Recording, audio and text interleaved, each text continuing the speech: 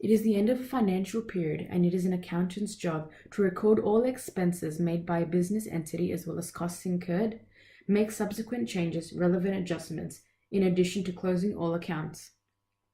Where do minor expenses belong amongst financial statements? Hi, and welcome to Petty Cash. As stated in the ACCT textbooks, petty cash is an amount of cash kept on hand to pay for minor expenditure. It is a separate account and is also listed as a current asset on the balance sheet as part of the cash as well as cash and other equivalents account. The functioning of the fund involves the establishment of the petty cash fund, followed by depletion of the fund through allocated time periods depending on the business entity, and finally the replenishment of the fund. It is important to note that journal entries are only made when the petty cash fund is being replenished.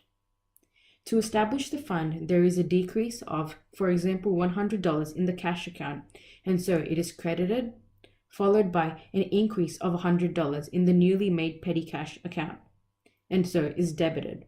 This fund is monitored by an employee, making them responsible for the account and its use.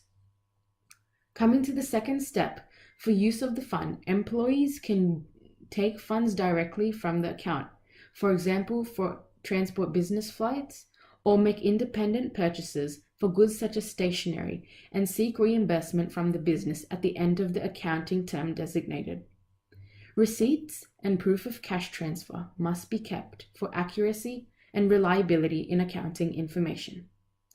Finally, when closing the account, an appropriate journal entry is written with all expenses accumulated. The cash requested should be equal to the amount of total receipts.